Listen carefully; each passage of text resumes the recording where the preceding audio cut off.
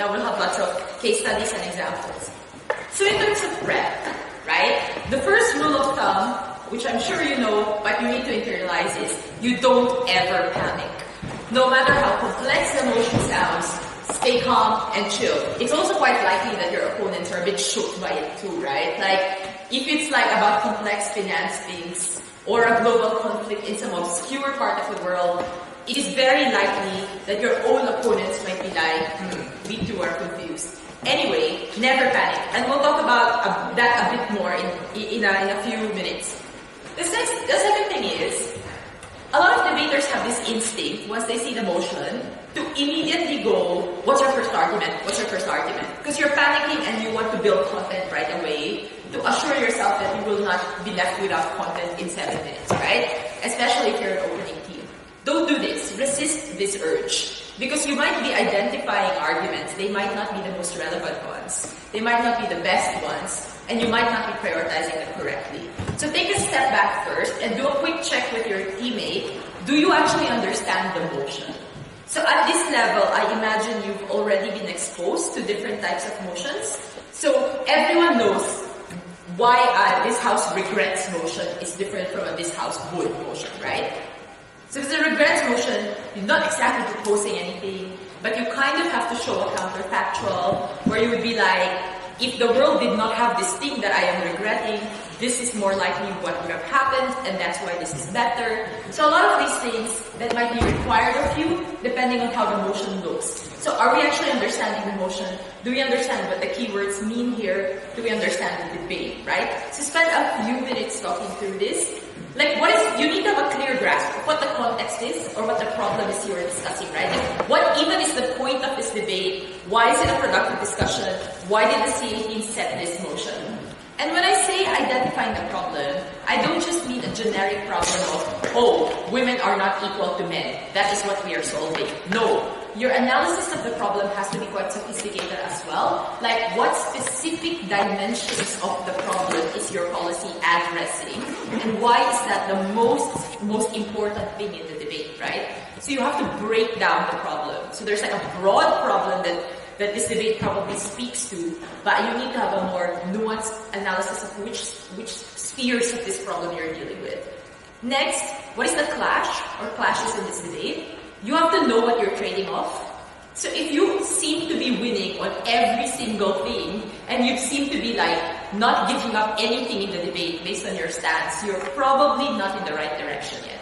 Like, it has to be clear to you what you are giving up on your side and in exchange for what value or what benefit, right? And the sooner you admit that in prep, the easier it is for you to build arguments around it and to build preemptive comparisons. So you have to know what you're giving up and be willing to give up stuff, right? Now, another question in prep is, what is the comparative and what is not the comparative, right? What are you comparing things against here? So in a world where we say, this house regrets the rise of hookup culture. You know what hookup culture is? Great, okay. I'm just going to quickly define it, right? So this culture where there is a lot of interaction among people, but a greater emphasis on like sexual and physical intimacy without much emotional commitment or foundational work, right? So, and I'm not saying this in a moral way, I'm just like describing what's happening. So for example, Tinder or Grindr, right?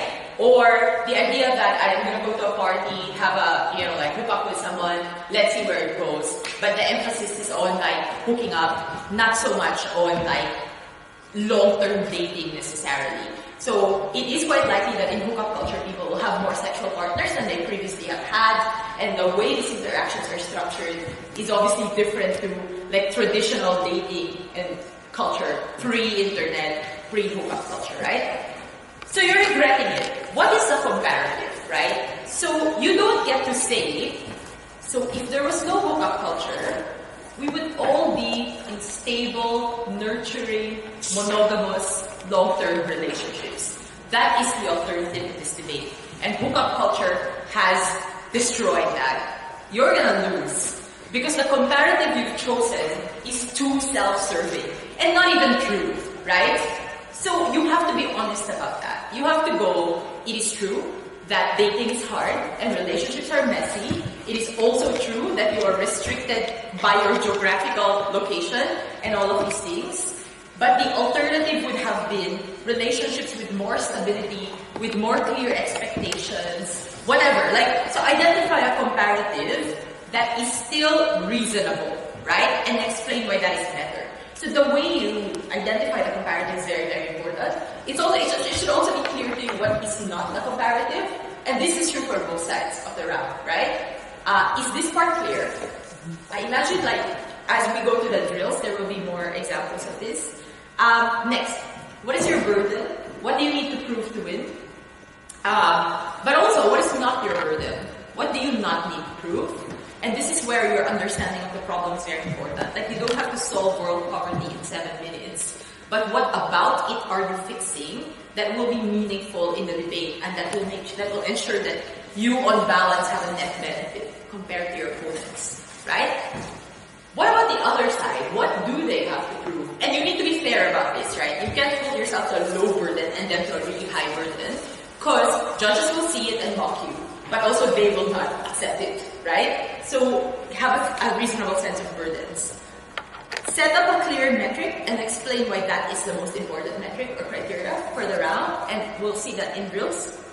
And then when you've done all of these things, so that's when you like start identifying arguments and discussing both sides and the comparisons. What if you know nothing? Again, don't panic.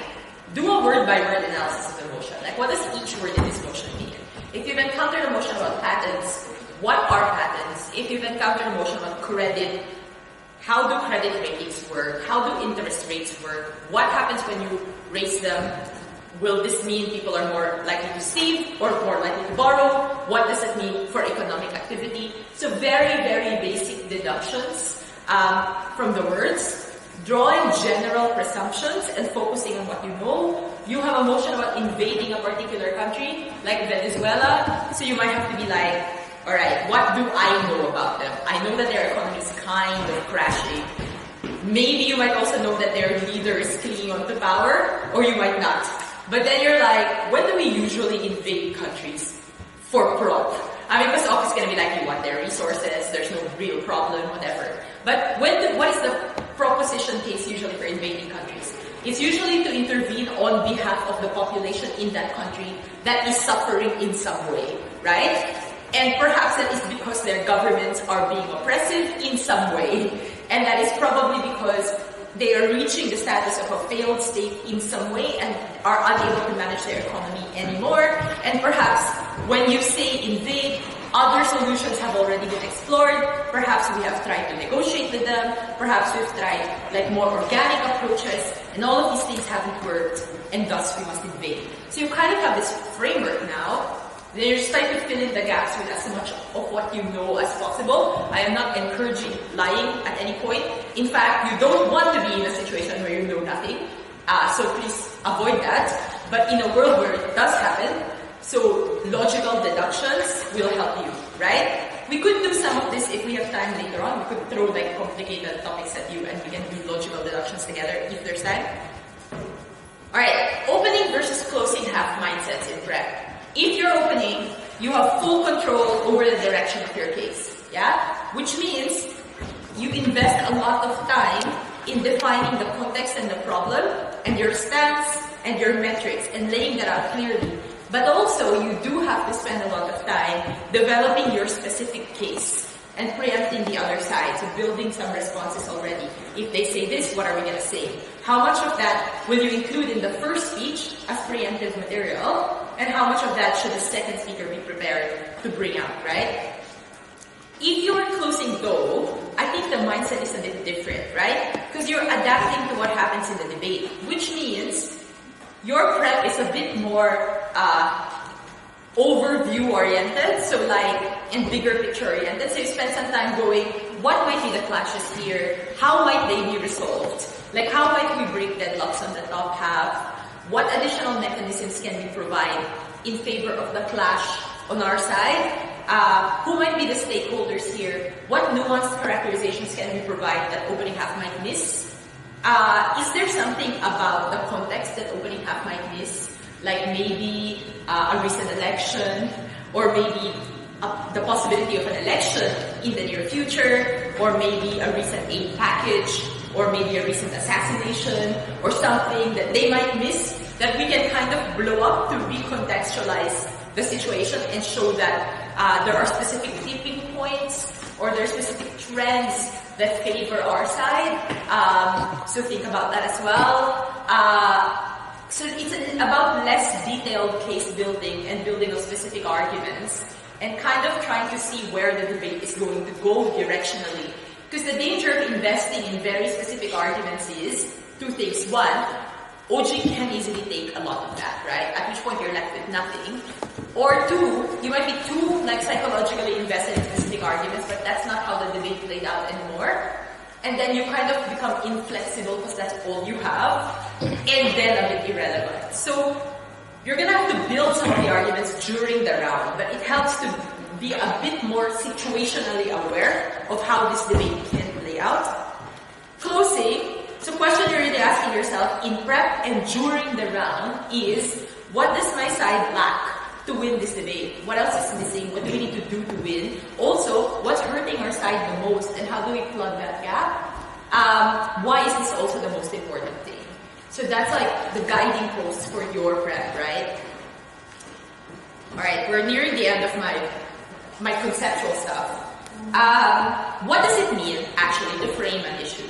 If I ask you, frame this problem, or the media framed the problem this way, or how would you frame your argument to your parents?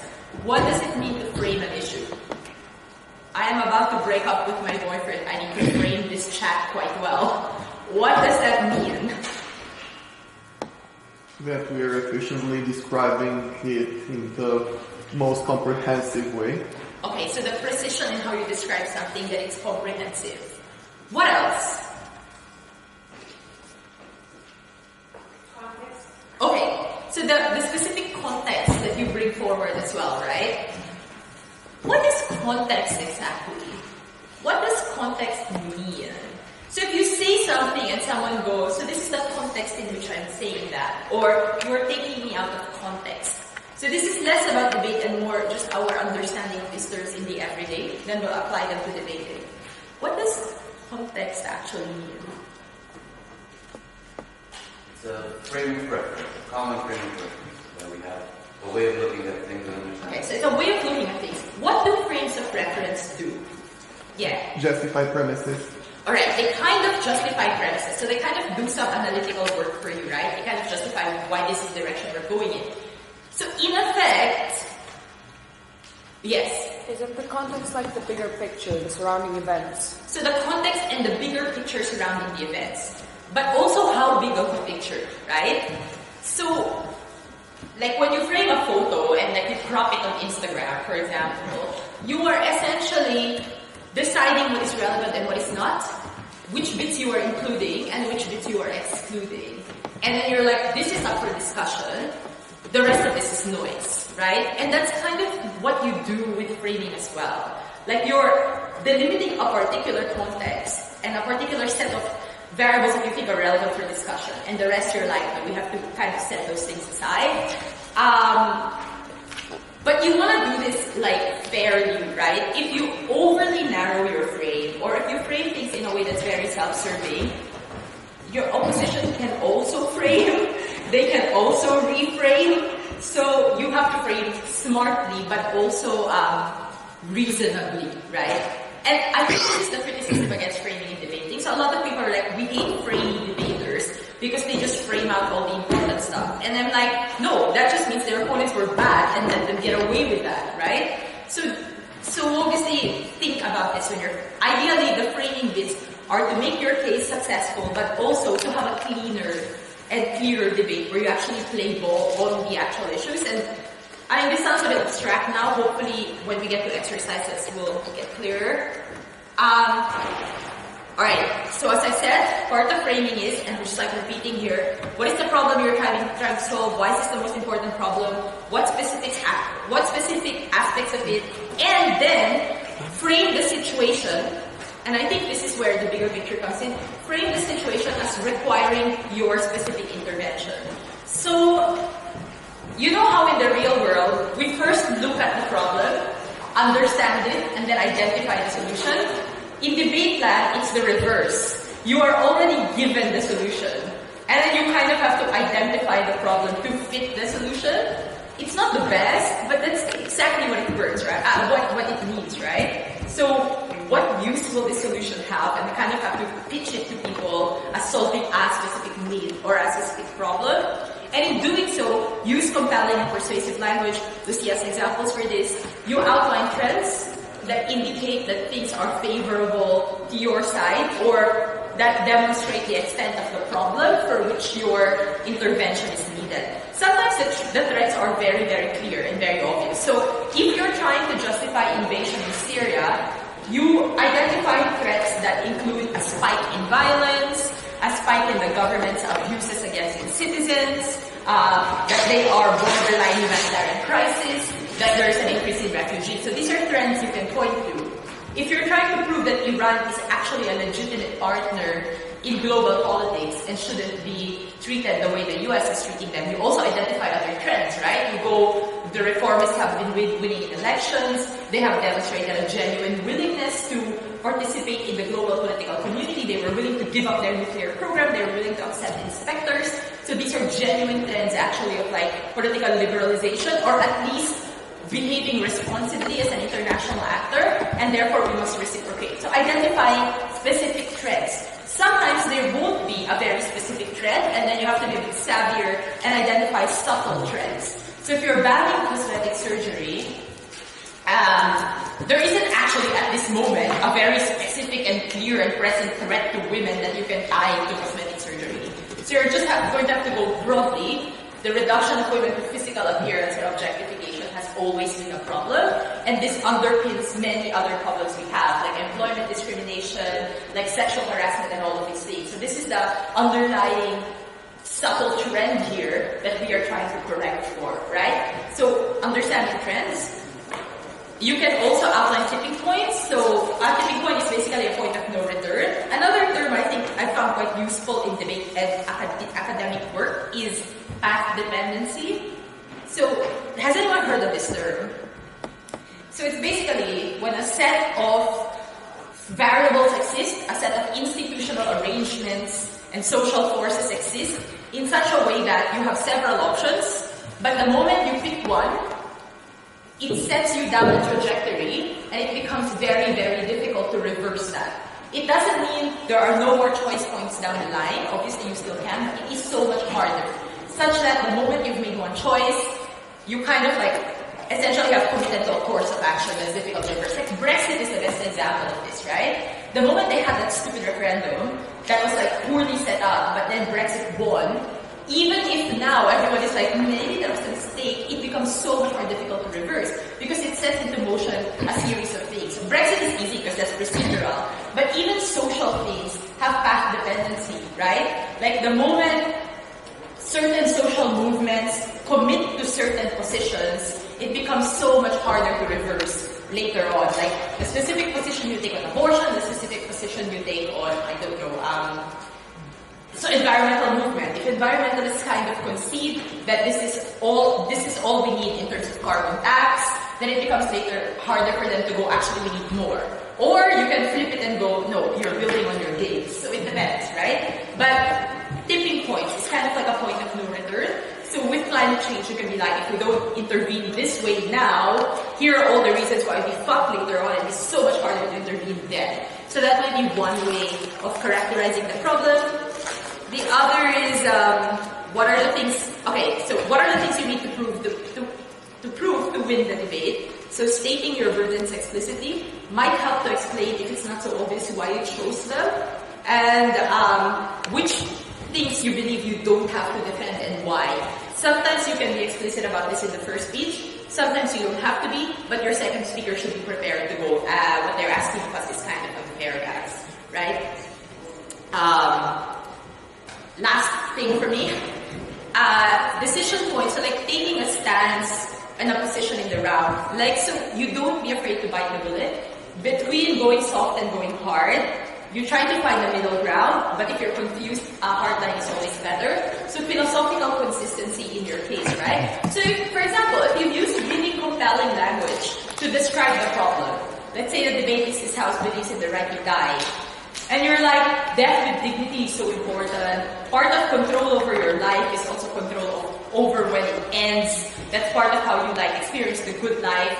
That's part of autonomy. And you've given this really impassioned speech about individual self-governance and death with dignity and how life is an imposition on us that we didn't choose anyway. And I'm like, yeah, very good. And then your model is, we will allow euthanasia for terminally ill people with medical consent. And I'm like, alright, the philosophical inconsistency here is huge, right? And the moment you've conceded that there are apparently other factors at work that make life quite valuable, such that we can only override them in cases of certain predictable death, then you've kind of conceded some of your principles, right? So in that case, you're probably better off taking a bit of a harder stance. So it also depends on how you, again, the problem has to fit the solution, and many times the solution is quite strong, because in debates we don't prop marginal things, we prop big deal things. So it helps to take a harder line in terms of characterizing your principle, but your stance as well, and your policy.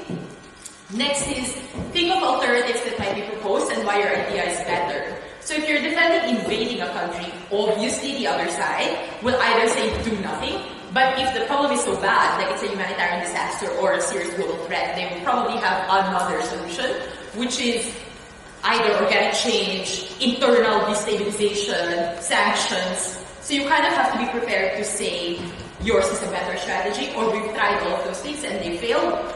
You do some of this in the first speech, but again, the second speaker must be prepared to do more of it. Because you don't want an overly defensive first speech, right? So this is really just more of strategic awareness, being in control, and then, dishing out the material at the correct time, but knowing it instead of being caught off guard.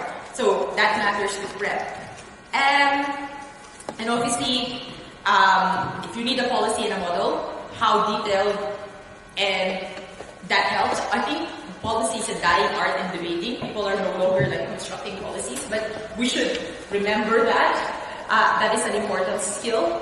And then choosing the argument. So the same process applies on the outside. When you hear Pro characterize a problem, first question, do I agree that this is actually the problem? Do you agree that the problem is as bad as they have characterized? So even in diagnosing the problem and understanding the problem, you need to think through that too. Don't just accept it if they're being unfair in how they've characterized it. And do you think a solution fixes it? I mean, obviously, there are some debates where no one is really going to fix the problem. And the question really is just, who might be making the world worse? So there's a world in which as op you go, look, neither of us is going to fix it. They're making it a lot worse. You can. That is a bit of a risky strategy, because the moment they're able to demonstrate some benefit, you might be in trouble. So ideally, you want to be comparative. Ideally, you might want some benefits on your side too. If not, you better have very clear explanations for why they cause a lot of harm, and we are better off with your world, because that might be getting better, or even if it doesn't cause the harm that their side does. But this whole approach it always comparatively. Okay, I think I'm good.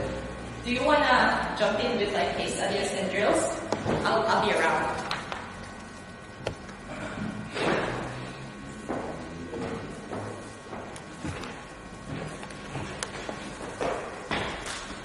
Okay, cool. So Sharm's already kind of talked to you about and also say Sharmila, if I'm going too fast or my accent sounds weird, just let me know. So I'm going to be basically talking to you about specific ways in which you can utilize framing and which thinking about framing is useful. And then I'm going to give you an example. And then after that, we're going to do stuff together. So wake up for that. But I'm basically going to give you a motion, and then we're going to think about how we can apply the framing that I just talked about to that. Okay, so I think that overall there's 5 ways in which you can utilize framing in useful ways in debates. Obviously, after you've debated for a while, they become a lot more intuitive, but I do think that thinking about them in these 5 ways is useful. The first one is, as was mentioned before, defining key terms. The way in which you define key terms and in which judges understand key terms is important. If you're in a debate about the environment versus poverty, which one should be solved best, the way in which judges understand each of those terms is really important. If I think that the environment is like apocalyptic and Armageddon, then I'm probably going to think that that's more important. Whereas if the other side's able to tell me that the environment is just kind of like, oh, the polar bears are dying, but we don't really care about them that much, then obviously the judge is going to go for the other one, right? So definitions actually matter a lot. So key terms is one. The other one is the context in which the debate takes place. So are your arguments relevant in this context, or is it not relevant, and the problem that you're trying to solve? Then what do you need to do to win the debate, so the trade-off that you're willing to make? After that, having a defined stance in the debate is also quite important. I'm going to go more into that later. And lastly, persuasive language. So I think that these are sort of like the 5 things that are quite relevant to framing. So we're going to start by key terms in the debate. I already sort of started talking about it, but obviously in debates you do need to define things, not to the extent that it's a dictionary definition for everything, but at least so we have an understanding of what key terms means. In that regard, framing starts since the very moment that you start giving definitions. Obviously you can't give a biased definition, but you can start permeating your language and utilizing words in a way that mean that it's more charged. So again, as I said before, defining environmental problems as the world is becoming warmer and that's a bit bad because we're going to have a 2-degree increase. That just sounds quite lame, and although we know that a 2-degree increase is kind of terrible, if I just say, 2-degree increase, it's not the same as being like, Australia's going to be underwater, millions of people are going to be starving, there's going to be disease everywhere. One just sounds a lot more powerful than the other, even though I'm defining the same thing. So defining key terms is quite important. My main tips in regards to defining key terms in a way that is slightly good for you and bad for the other side is start with the definition since the very end of your speech and try to do it in a neutral way, so like a way that is not obviously biased, but it's still kind of biased towards your side. I think that the best way to do that is with utilizing language and painting pictures, like drawing imagery. So the example that I have for this one is this house believes that feminist organizations should actively recruit female religious leaders. What do you think? So I'm going to go through what I think the most important terms are, and then we're going to do some motions together. But I think that in this one, it's quite important that you define what female religious leaders are. Because my first thought when I saw this motion is like, what female religious leaders? Because coming from a Catholic background, we don't have them. There's some nuns, I guess, but that aside, we don't have that many. So I think that defining what that is quite important, right? Because the proposition of actually trying to recruit them, you probably want to tell the judges that female religious leaders are really influential in their communities, that they have power amongst conservatives, that they have power amongst religious people, that if you draw them, therefore, you're going to get a lot of support. So if you prove that they're like powerful, influential figures, then that's important.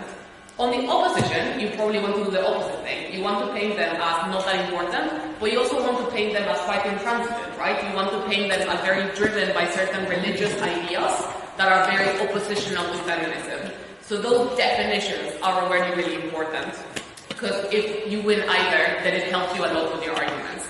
So what we're going to do for this one, I'm going to give you one motion, and I'm going to ask you what do you think are the key terms that you need to define in this one, and how would you define them for each side.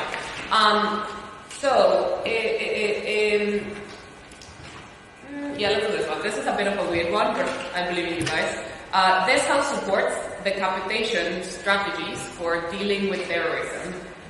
So the capitation strategies, it just means that instead of targeting sort of everyone in the organization, you just target the head of the organization, sort of like assassinating Osama bin Laden. This house supports the capitation strategies for dealing with terrorism. What do you think are important terms that you need to sort of define in the debate? Yes? So I think the 2 main terms that we need to define is, first of all, decapitation. How is it going to happen? Who is going to be part of it?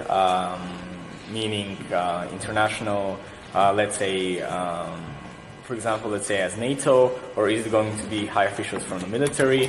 And second, defining terrorist organizations. Which are those terrorists? Are we talking only about terrorism? Are we talking about some cartels? And maybe talk about the organization and how those terrorist organizations work. Yeah, I think that's very fair. I think those are overall the 2 things that we need to define. How would you define each? If you were on proposition, how do you want to portray the capitation? Yes? In terms of the first one, who's going to participate in decapitation, I think if we're for all, we want to define it as a lot of international, like FBI, Interpol, things like that, participate, because that means that there will be less corrupt when participating to, decapitate that person. Yeah. And in terms of terrorism organizations. That's fine. We'll get to that one later. Let's start with decapitation only. So that's one thing that we need to establish, right? Sort of like, we're obviously not going to let like random intern number 5 decide who we're going to assassinate next. It's going to be high-level officials and going to be high-level targets. What other things can you insert in the definition that are going to help you in the debate? Less harmful than, in some perpetrators, more direct and clean than the alternative. Yeah, that's good, right? You wanna, since your early definition, you want to be like, this is targeted strike. It means that there's very little casualties. Yeah, that's really good. Anyone else who have something over there? I was going to talk about providing a focus on avoiding civilian casualties with that kind of thing. Yeah, avoiding civilian casualties. You have something as well? I want to say that it can be described as humane and more effective than chaotic strikes against the whole organization, and in this way destabilizing the actual organization. Yeah. I quite like that. I quite like the use of chaotic, because I think it draws a very clear sort of like, this is targeted versus the chaotic alternative where civilians die, where it's more likely that you kill more people. I think that there's other ways that you can insert, like other ways that you can frame what decapitation is. Do we want to decapitate every single leader of every organization? Because the motion is just to support it, right? It doesn't mean that we have to do it in all cases. So you can just portray decapitation as like a useful tool to have in cases where it works.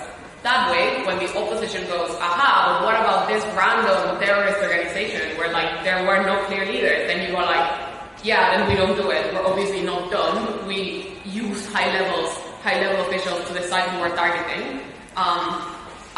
We're not going to use it in situations in which it's not going to go down well, but in situations where we do have clear leaders, when we do think that attacking civilians or attacking the organization is going to be bad and chaotic, it is a useful tool to have.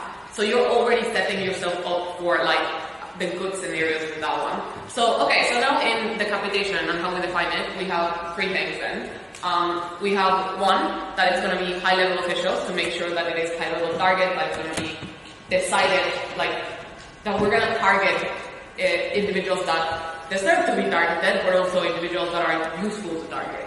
Second, we are framing it as being targeted, humane, as being better than the comparative in which more civilians die. And lastly, we're also framing it as it is just one out of many tools that we can use to take down terrorist organizations, but it's a tool we should have nonetheless. Does anyone have anything different?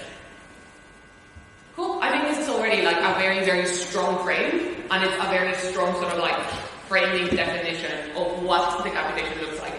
What about terrorist organizations? What do we want them to look like? Yeah. I think we want to describe them as extremely reliant on their leaders. Yes. Because the op's going to be like, no, it won't work, they're divided into cells. If you kill the leader, there's going to be like 5 others that are going to rise, you're going to splinter and murder everyone. That's what happened in like, I don't know, Mexico, wherever cartels did murder a whole cartel. So you do want to make it centralized, yeah. So you can also define the leaders themselves as very paranoid and explain how that leads to them centralizing all of the power and them being the only figure that has all the knowledge and power. Yeah, exactly. I think both of those are like extremely correct. You have to explain that it's hierarchical, that power is very concentrated, and then I think that you go to the 7th step, which is the bit that you do really well. The sort of like, why is it so centralized? Partly it is because leaders are quite paranoid. Yeah, I quite like this. What about the op? If you were the op, what would you say terrorist organizations look like? Yeah. We'll probably explain that they're driven by ideology, not by strong leaderships. And so what does that mean? How would you use that frame to drive your arguments forward in the debate if you're the op? You will probably say that their ideology will become a lot stronger if they strike their leaders. They will be more furious in fighting, and so. Yeah, their ideology becomes more driven, but also it means that there's no like centralization of power, right? Because the leader isn't paranoid. Instead, they're driven all by ideology, so they idolize the leader, they're happy with them being there. Yeah, I like that. So like all of these are very strong frames, but like I think that already starting to think about these things is very useful, because then in prep time you can just be like, what are the frames that we need to push? And then you can notice a lot more easily if the other team starts being like, no, but their organizations are the other way. Then you know that it is the framing that you need to push forward to win rounds and to push your arguments and drive them forward. You had a thing. Yes, it might sound counterintuitive and a little irrelevant, but I'm really curious.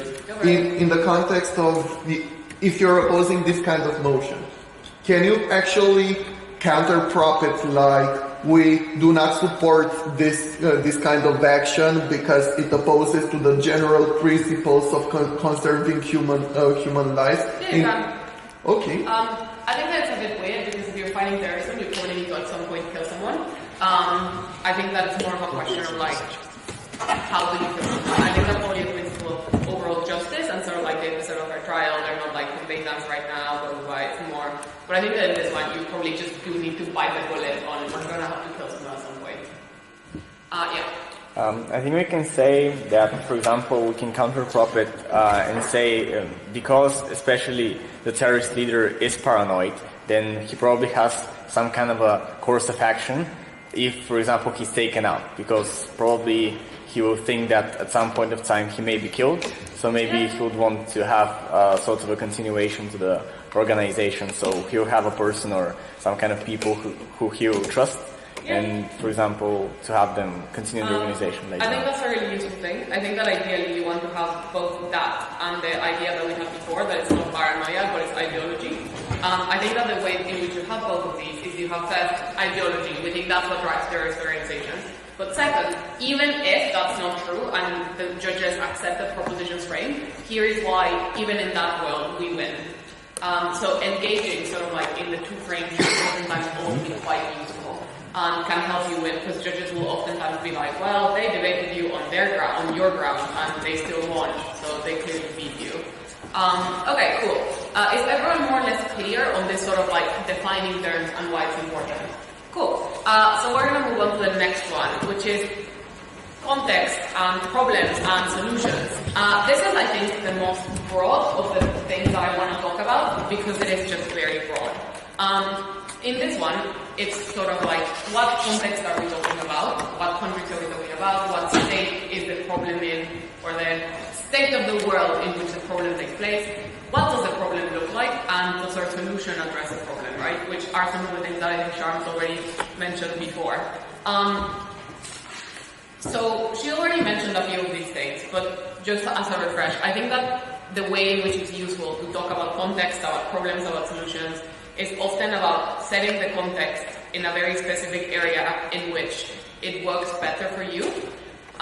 So for example, if you are debating about allowing guns or banning guns or whatever, it probably plays out radically different if you ban guns or if you have guns in the United States than if you have them in, for example, my country, Mexico, where it would be terrible.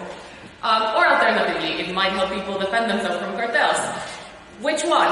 But it does play out differently, right? Depending on how you contextualize the kinds of countries that you're talking about. Secondly, I think that it's also useful to frame the situation as meaning your solution, like all other solutions have been tried, or we cannot do anything else, therefore this is the only solution that we can have. It is also useful to frame your idea or your solution as an extension of the status quo. So, for example, like in, I don't know, you've probably heard this, it's like a classic, it's sort of like, this house believes that children should be, like medical decisions should be made by medical professionals rather than by parents. You can use, it sounds kind of extreme, but you can use things that are happening in the status quo and show how it's an extension, right? You can just be like, look, we already do this. When you go into a court of law and you have been accused of murder or whatever crime, we don't let your parents defend you. We give you a legal expert that will defend you and handle your case. It is the same as doing that when you are sick and you're taken to a hospital. Your parents are not there to make those decisions for you. It should be given to a medical expert. It's just an extension of already existing policies. So that already makes it seem less radical and more sort of like, it's chill, it already happens. The other thing that is useful is the opposite of that, a radical break from the status quo, because the status quo hasn't worked, so we need to do something different. Other things that I think are useful is outlining your problem that you're attempting to solve as the most important one. As I mentioned before, the sort of classic clash of this house believes that we should support environmental policy over policy that seeks to alleviate poverty, or we should always support economic growth over environmental policies. In that one, you probably want to portray whichever problem that you're trying to solve as the biggest one and not the most important one. In that ground, you probably also want to explain how your problem extends to something else. So for example, if you're defending the environment, it's probably in your interest to not just portray it as terrible, but also you want to portray it as once we destroy the environment, we're not just destroying the environment, we're also fucking up the poor. So we do need to address this first, because otherwise the ones that are going to be the most screwed over are the people that you are trying to help with your economic development that won't work. Equally, on the other side, you probably want to explain why poverty is awful, but also you want to explain why it is that, given that we're unlikely to fix the environment anytime soon, we do need to give people the necessary means so that they're not as affected by the environment and the damages that come to the environment as they could be. So you're sort of explaining why your harm is bad, but also why your harm extends to their harm as well. So I also think that that's quite a useful, nifty thing. You can also add urgency to the situation, explain why you need to act, but overall I think that those are sort of some ways that you can start to think about it. Yes? Sorry, can we close the windows? Yes, sure. Go for it. Okay, so I'm gonna talk now about an example, and then after that we're gonna do some together. So we had this is a different motion, but also environmental related. This house would ban new fossil fuel extraction projects. So this house would ban new fossil fuel extraction projects.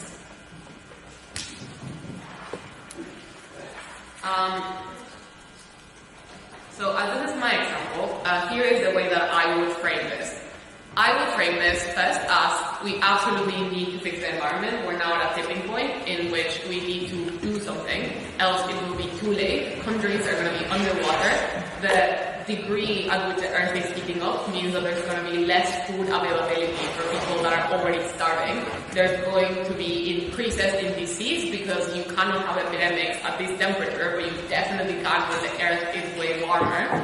And people are just going to be unable to literally find things like clean water. There's going to be massive droughts. It's just going to be terrible. So contextualize problem as really bad is the first thing that I'm doing. The second thing that I would do is I would explain that we actually need to ban fossil fuel extraction for this to happen.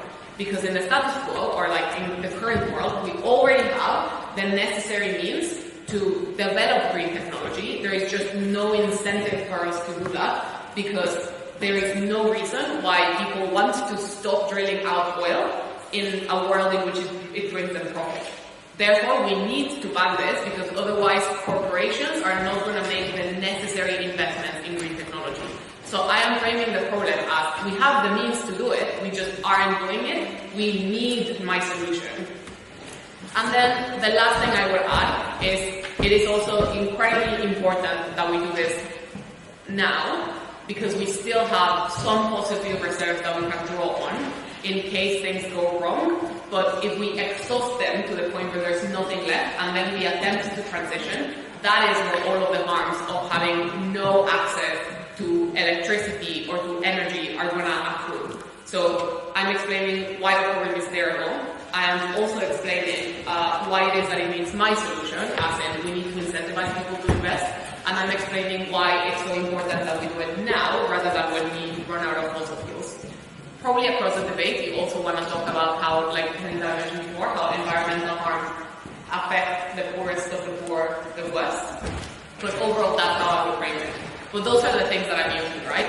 And that way, it's already very useful, because then when the opposition explains that, we don't have investment, like we cannot make the transition, you cannot ban this, I go, but as I already explained before in my frame, there's no reason to develop that technology. There's just no alternative way to develop that technology unless we do this. So if you don't do this, then we're going to continue like that, but forever. And then the thing that I also described in my frame is going to happen, which is we're going to run out of oil, and then we're going to attempt to transition. And that's where it's going to be really, really bad for everyone.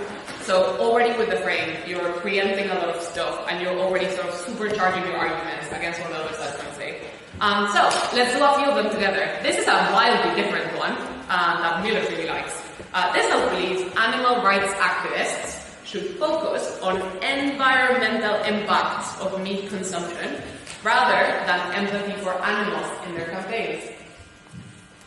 So this means that I should say don't eat meat because it kills the planet rather than don't eat meat because cows have feelings. So this house believes that animal rights activists should focus on environmental impacts of meat consumption rather than empathy for animals in their campaigns. How would you frame this problem?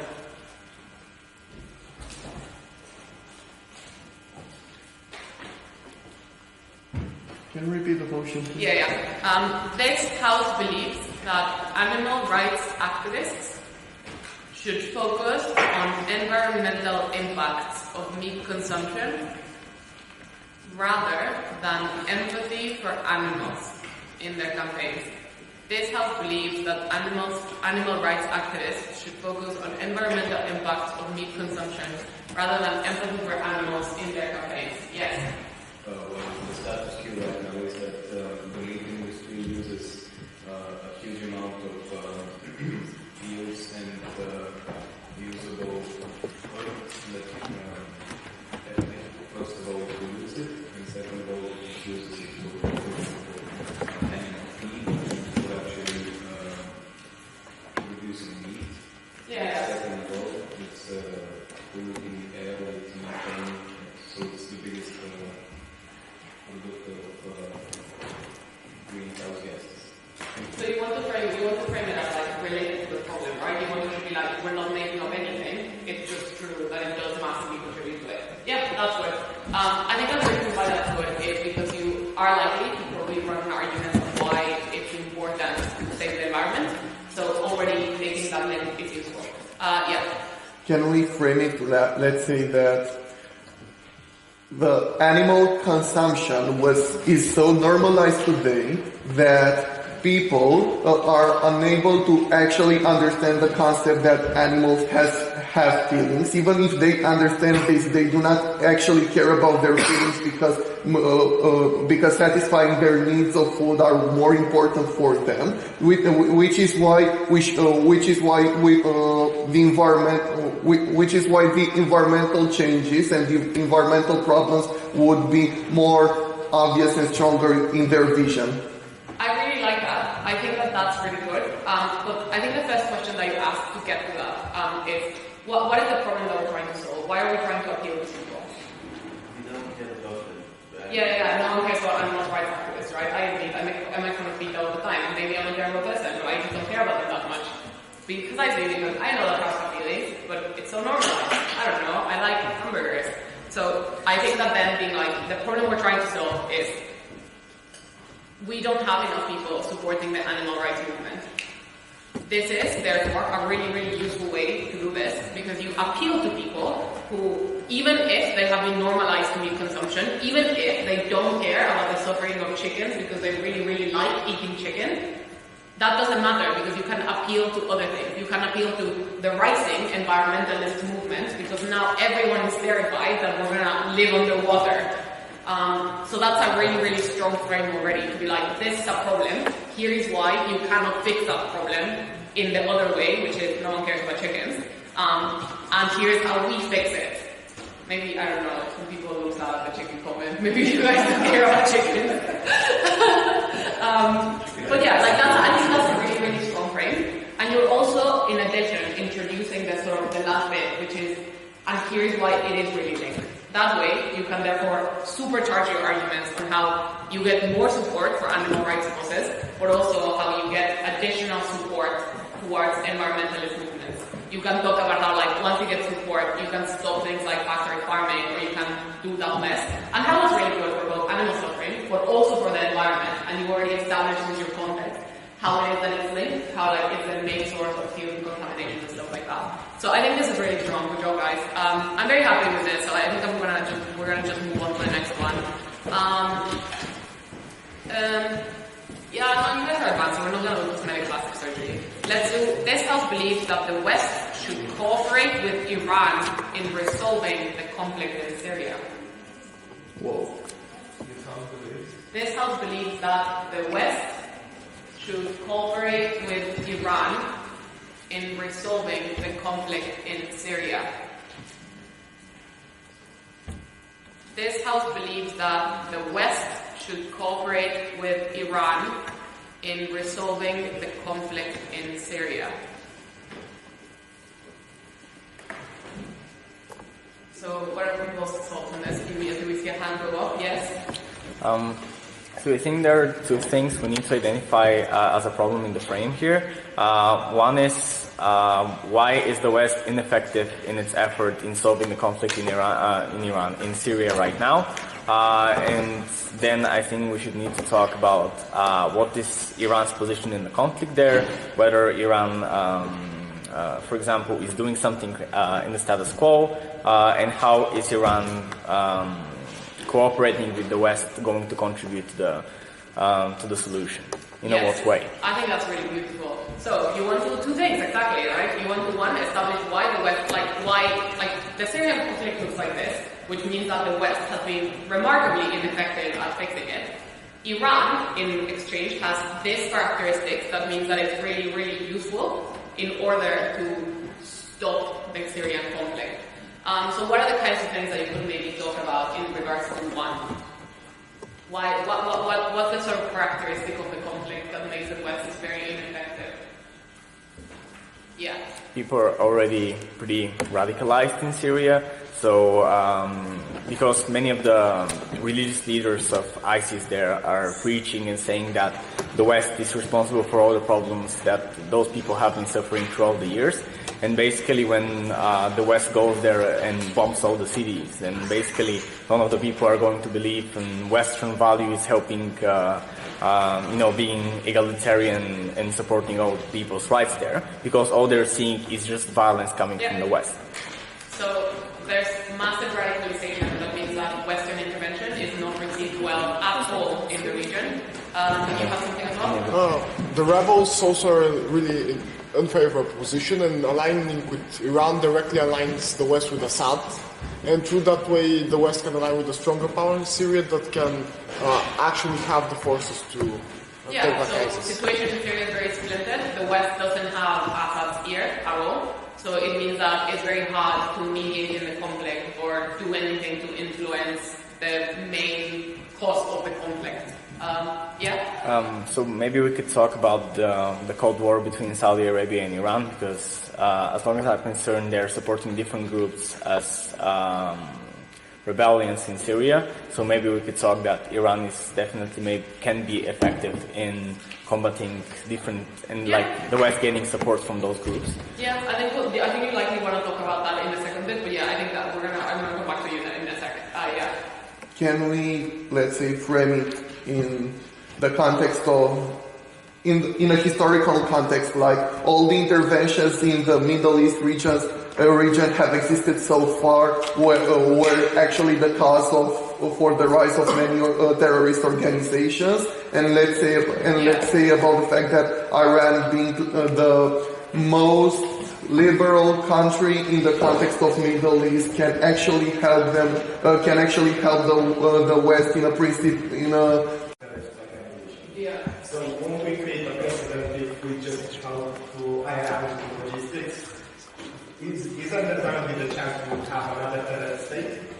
I think that's probably what options say, and it's not probably going to be like you shouldn't cooperate with Iran, they're bad, you should give them more power and more resources. I think that therefore you probably want to, on the second point we're going to talk about now, talk about like Iran being more moderate. But yeah, that's very good. That's like exactly the kind of thing that you should be thinking about in framing, like what the left side want to say, can I help frame it in clever ways? So I'm going to stop here on the terrorist bit, on the sort of why is the West failing? Because I think that we have a very strong frame already, right? It's like the West is failing because no one likes them in the Middle East. They have a lot of difficulty intervening. They don't have the support of the population, which oftentimes aids the opposing side just because they don't like the West, given the horrible context of them fucking up interventions in the Middle East and other places. It also means that the West doesn't have a strong contact with the other side, so they support the rebels, so they have no way to moderate Assad's behavior or to bring them to the table because they have no influence over them. But doesn't the West, the West doesn't support Assad and Iran supports Assad? Yeah. How's that? I think that the way in which you would say this is you want Iran to help you because they are the ones who can bring Assad to the negotiating table. They are the ones that can moderate their behavior. In the same way that you want to negotiate with North Korea, it's probably not useful if it's just the United States. You actually need China to be like, Kim Jong-un, we're going to talk about this, because otherwise he's not going to come, right? So in the same way, you can be like, we absolutely need Iran if we are to ever reach like a negotiation or a settlement, or to even moderate Assad's behavior so that he doesn't chemically weapon all these people. So I think that it's just sort of like a moderating the behavior of the other side / negotiating. So I think those are the main things I want to sort of talk about. So then you want to talk about why Iran is useful in this conflict. So I think that one is exactly what you said. So like the other side is clearly going to say Iran is crazy. No. So you probably want to portray Iran as you were mentioning before, as a more moderate state, as one of the more liberal ones, as going on an increasing trend of liberalization in comparison to other states.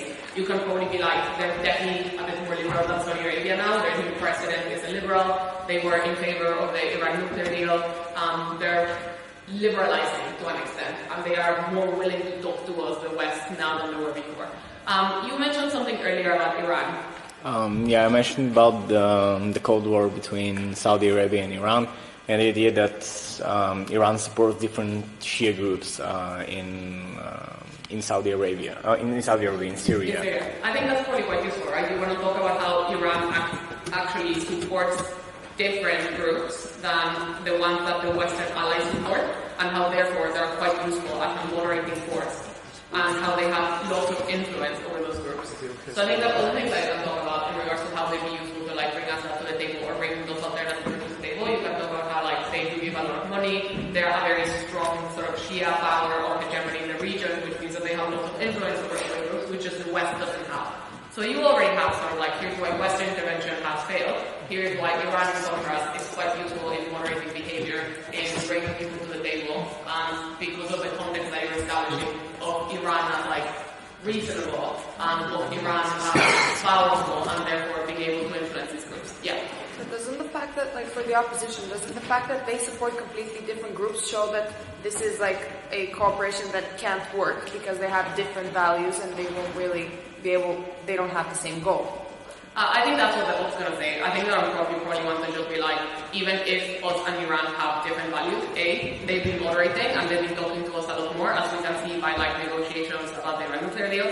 Second, even if we have different aims, everyone wants the war on Syria to end. It's not good for anyone. So at least we can agree on that. So in that regard, we have cooperated with Iran. But yeah, again, that's exactly the kind of thing that you want to think about early so that you can insert it in your framing. And then it's a lot harder to argue against. I mean, I don't have the historical knowledge here, but could we set up a thing where we set up a historical precedent where if the West cooperates with a certain country, that would lead to this country being more likely to adopt Western values, and then show that if Iran cooperates with the West, that would help Iran liberalize in the future. I don't know. Yeah, you can definitely say that. You can just sort of be like, I think it's definitely true that when you cooperate with a state, you at least establish like a working relationship. So they hate you less, they're more likely to ask you for advice on other things, you're more likely to establish a relationship. So I think that at the end of your Iran liberalizing point, you can just be like, here's what also we think it's important to reach out and begin with common goals, which is stopping the war in Syria, because it helps Iran liberalize. I think that's definitely an argument that you can make, and therefore I think it's definitely something to consider when you're crafting framing. Okay, I'm quite happy with this already. So like, obviously this is a very, very complex motion. It's a very, very complex IR motion, I think, and it can get quite messy. But already sort of thinking about this framing, I think, is really good and really useful. So we're going to move on to the next thing that we have. What do you need to do to win? Also known as trade-offs. So Sharmila again already spoke about this a little bit, so I'm just going to put it into context a little bit, which is just, you already have sort of like the definition, the winning definition for your side. You already have the context, how the problem is going to solve it, the problem that you're trying to solve, the solution that you're trying to apply. I think that sometimes it is difficult to use those to win. I think that teams sometimes struggle to pick the right arguments, and I think that's partially because we don't think about what do I need to prove to win in debates enough. I think that every time that you're prepping, you need to consider sort of like, what do I need to prove to win? What are my burdens? What are the things that I need to prove in order for judges to vote for me? Because oftentimes teams either don't talk about those things at all and try to prove really weird things, and you're like, what? Or other times they do have the like right idea, but then they try to overprove it, and then that means that they lose because they're fighting something that's like way too large for them that they shouldn't be doing. So I think that sometimes just taking a step back and being like, what do I need to prove to win? Am I fulfilling my burdens? Are my arguments proving the thing that I need? Is quite useful. I think that then it's quite good. The other thing that I think is quite good is to think about also what the other side is going to say. As we already spoke about before, oftentimes you can't predict what other teams are going to say in the debate. So being willing to make that trade-off, even since the best ever PMs I've seen are PMs where people are willing to make trade-offs. So like, we are perfectly fine with this happening because this is the obvious outcome of the policy, but we don't think that that is as important as the burden that we're going to show to you today. So know what the other side is going to say and be willing to make that trade-off. The last thing that I'm going to say on this, sort of like, what do I need to prove to win? Usually, there's one thing that is, there's some things that are easier to prove for one side than for the other. Going back to like my favorite example, sorry if you guys are getting bored of it, but that sort of like supports environmental policy over economic development. Obviously, it's going to be a lot easier for people on the side of economic development to show that their benefits are going to directly go to people in poverty. You can come up with some reason why it's going to be harder on the go. You can come up with some reason why you can also help people get out of poverty by helping the environment. But to be honest, it's going to be harder for you to do than it is for them. Equally, if you are supporting this, you can come up with like, oh, we're going to like sustainable things and stuff. But it's going to be harder for you to show that you're going to fix the environment than the side that is explicitly pro-environment, right? So there's always burdens that are easier for one side to show than the other. So the important thing therefore to do is to combine the two things that I said before, is to first be like, we're going to address these two burdens, try to at least throw some mud onto the other side's thing that is easy to prove. So as I said before, like if you're on the side of the environment, you probably want to be like, look, like they say economic development, but here is why it's not going to happen, and also here is why we also can't have economic development. So you're like sort of like muddying the waters a little bit. So it's not like an auto win for them. And the second thing that you want to do is be willing to make that trade-off, right? But even if we haven't convinced you that they don't get economic development and that we also don't get economic development, here is why we're still willing to make that trade-off. So I think it's quite important to be aware of your burdens, to try and win very aggressively on the ones that you can win easily, and to murky the waters on the ones that you can't. And then to do the extra analysis of, here's why we are still willing to make that trade-off, even if you don't buy like that previous bit. Does that make sense? I think this is like a bit more. Yeah? Okay. Yeah. How, when you say you should win aggressively, but when you win easily, how much time would you say would you allocate to those easily won points that I think anyone in the debate understands that you win? Should you focus on them because they win the debate, or you should be like, obviously this is the case, so obviously this is not the debate? So basically, I think that if no one is going to argue with you on something that you say, you should not run that. The reason is because then it's not an argument for your side, it's just a fact. So like on the Iran debate that we just had, you probably don't want to spend 5 minutes of your speech describing the historical context of Iran and the Iranian revolution of the 70s, because that's not useful and no one's going to argue with that. So even if you can like show that this is 100% for a factual, it doesn't matter.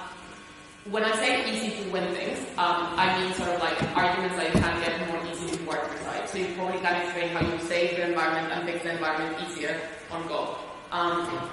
You probably want to spend like, not the vast majority of your speech, because I do think that the second bit of sort of like, here's why the environment, the economic development doesn't happen that much, also requires substantial time. But you also don't want to just say, oh, we get this by the way, and not explain it. So I think it's just sort of like a matter of you as debaters deciding how much time you need. Obviously don't spend too much time on it, but also I think that the danger is to explain it so little that you don't explain it because you think it's too obvious. Because that's an argument that the other side is still going to argue with you about, right? They're still going to argue about whether or not it's possible.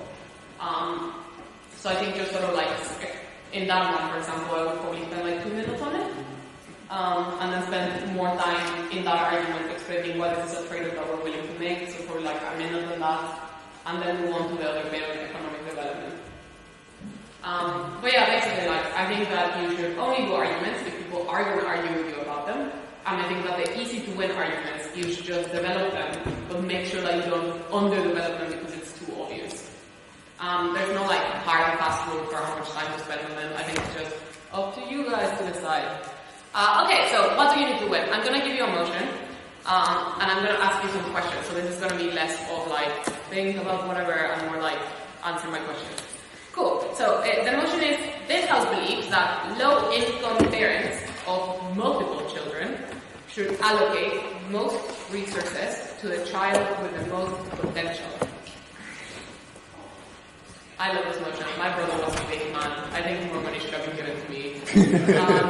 This house believes that low-income parents of multiple children should allocate most resources to the child with the most potential.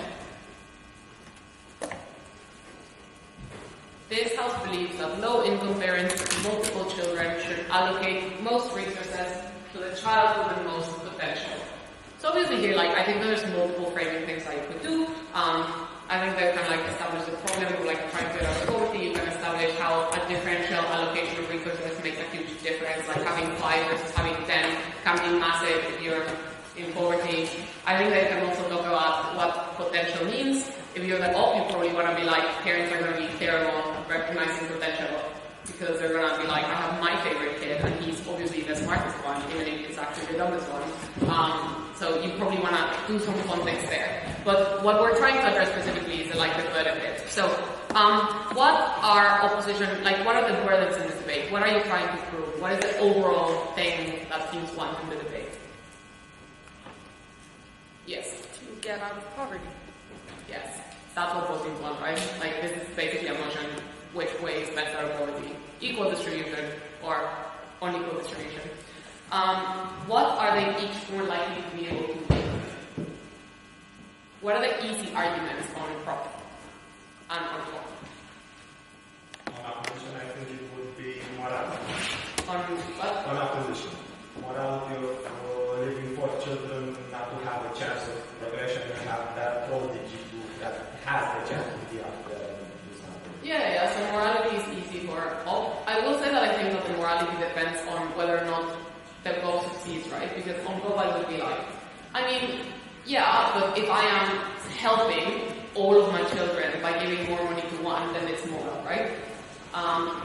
But yeah, I think that morality is definitely open discussion. What are like, what else do people think? Yes? Well, this strategy is the whole family depending on one child and its success and choices. So it removes choices from the other children and also leaves them dependent. Yeah, so I think that's the easy goal, the easy op. The op is you're fucking up everyone else. Like, you're just removing choice from them. They're completely dependent on this other child. They're going to be so sad that you're like, I am the failure child. And you know that you're the failure child because you get allocated less money and resources and you get told that your entire life. So basically, I think that the easy op is you're going to fuck up everyone else. What's the easy goal? I would go with like assuming that people will be sad or people will have unequal opportunities, but at the same time, if I invest all of my resources on one child only, he will most likely develop enough, he will bring contribution, knowledge, etc. to my our family as a whole to get it up as a whole from poverty, like a payback effect. Yeah, the easy goal is, but you're more likely to have that one child succeed. Okay, so I think that identifying them, these two things, I think is quite useful, and I think particularly if you're a second speaker, like a whip speaker or a deputy, it's really useful to be able to identify those things, because then you can do more like second speaker stuff on like, here is why our stuff is more important, I'm going to prove super hard this one, I'm going to also explain why we also win on this one, I'm also going to explain why if there is a trade-off, we're willing to go on whichever side we're the strongest one in.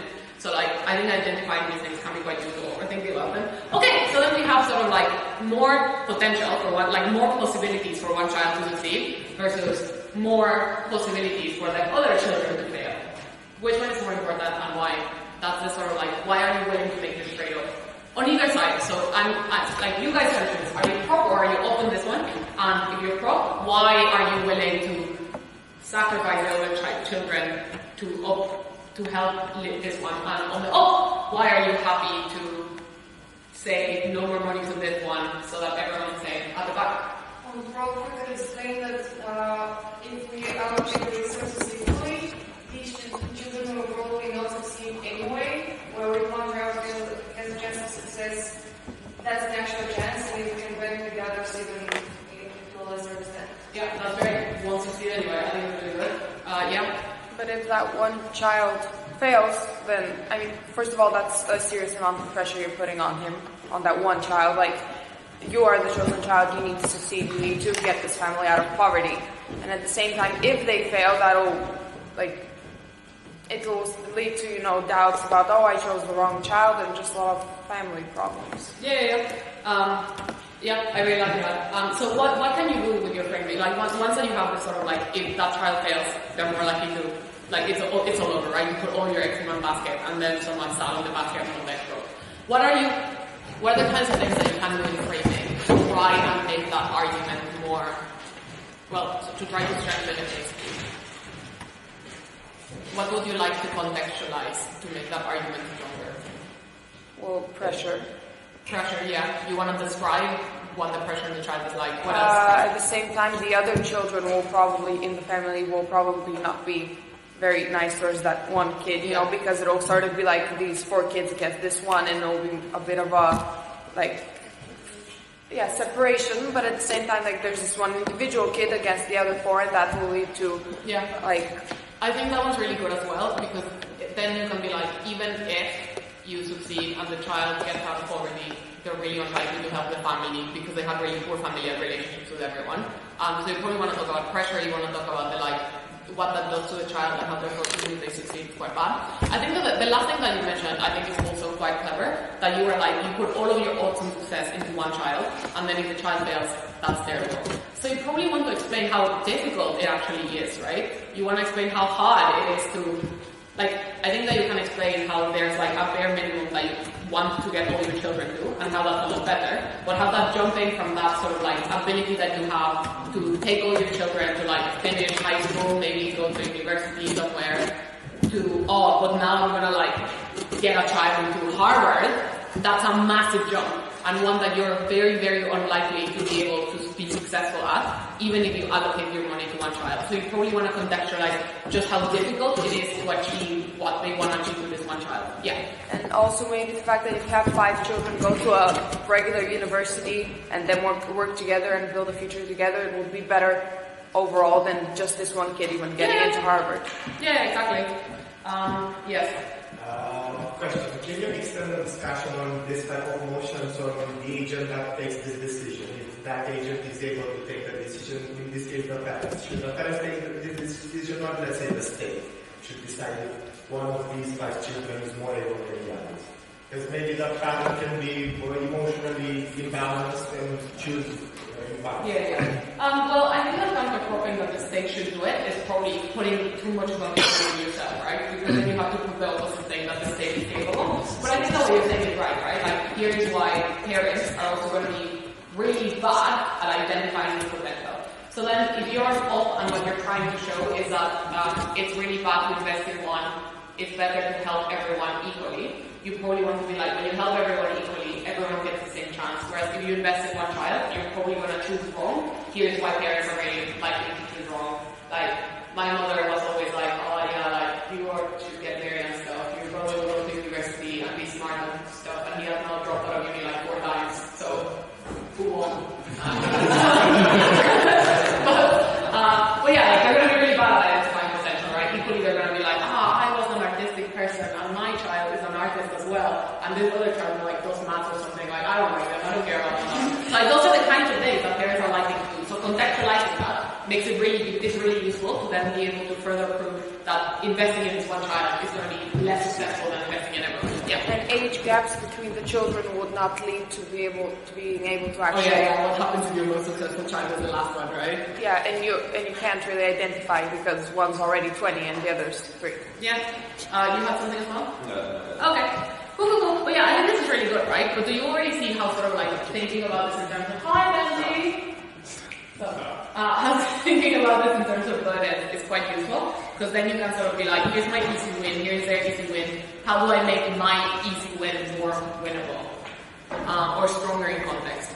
Cool. Now we're going to talk about the fourth one, which is defined stances.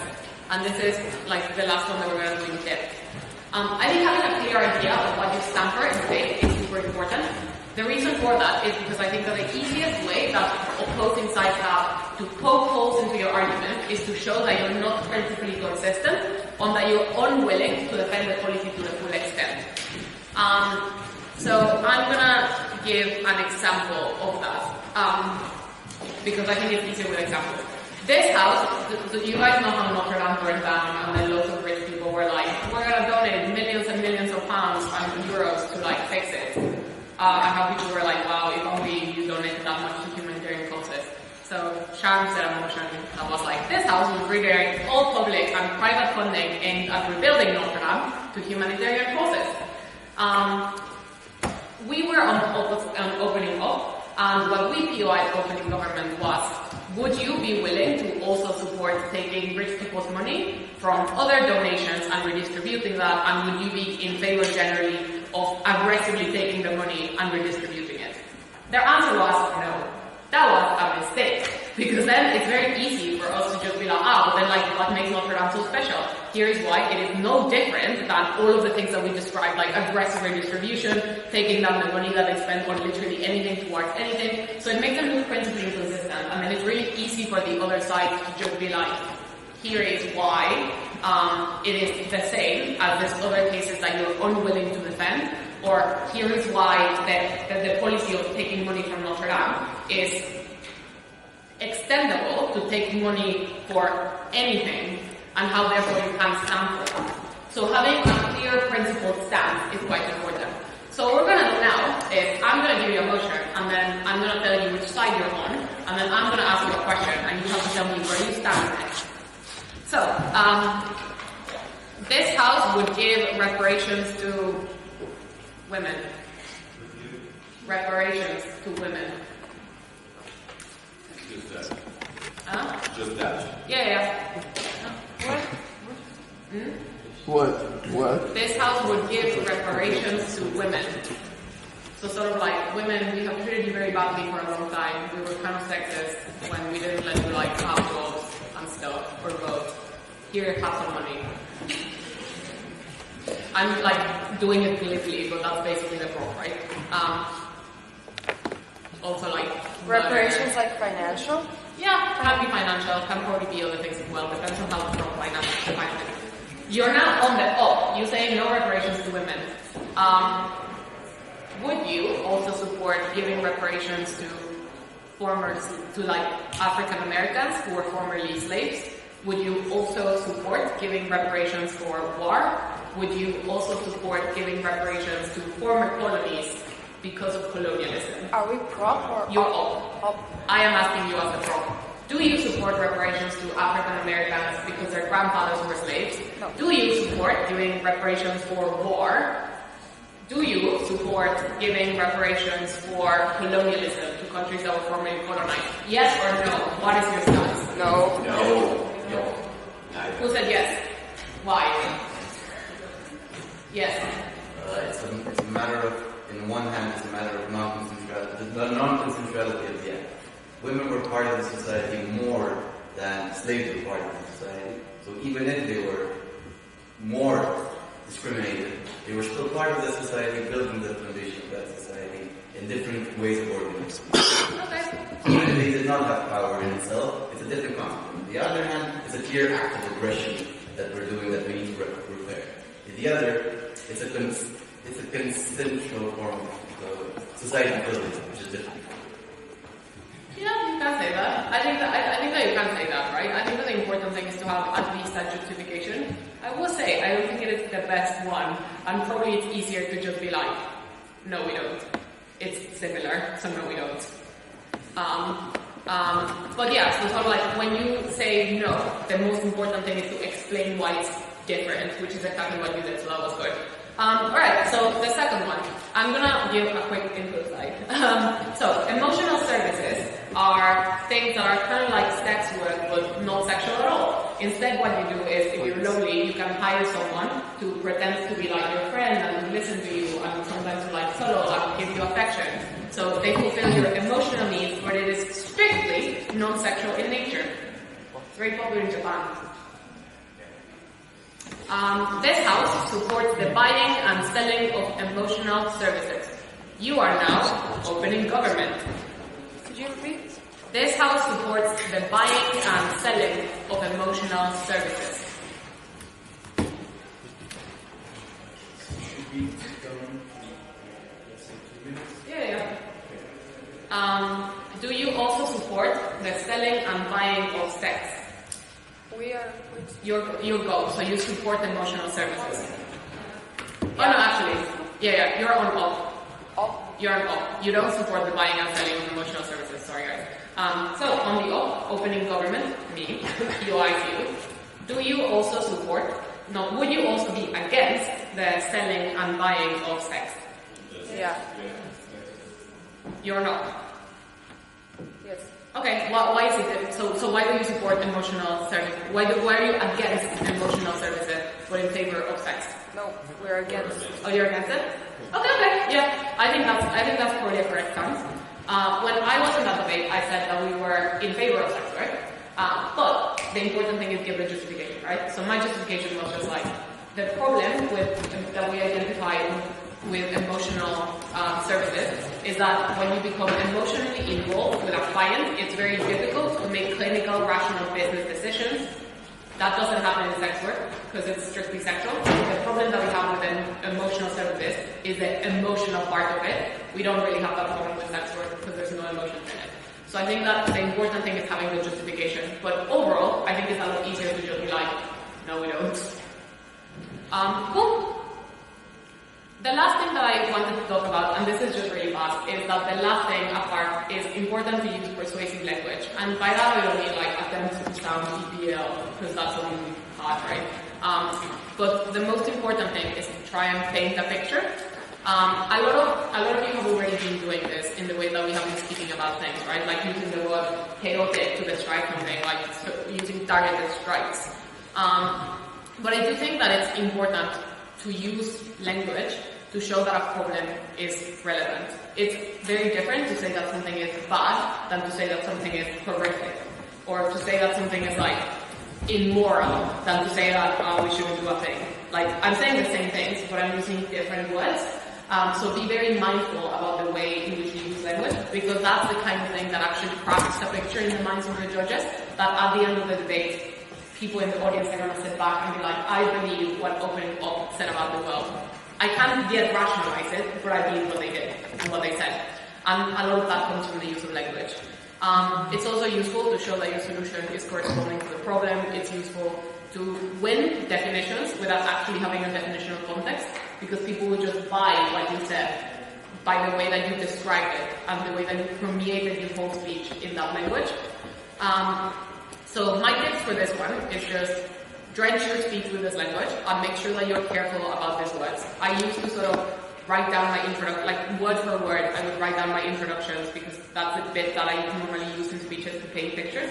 I would also sometimes I normally just do quick bullet points, I don't write that much in speeches, but I would have certain words fully written out because those are the words that I'm using to paint a narrative, create an image of what I'm trying to get people to buy. Yeah, so I think that's the main tips. Oh, the last one, I think this one's important. When you're defining something that's unpopular, embrace it. If you're defending torture, you should, in your speech, you can just be like, we are aware that it's not a popular position. However, we think that it's still a justified one, or something like that. It's sometimes useful to acknowledge those things. But yeah, using persuasive language is really important. Be aware of the words that you use and try to craft language and manipulate it to paint the picture that you want. Does anyone have any questions on anything that I've said? Great. Alright, fabulous. What do we have now? Oh yeah, now you have someone else, but I don't know what you have. And I'm gonna go off to the other room.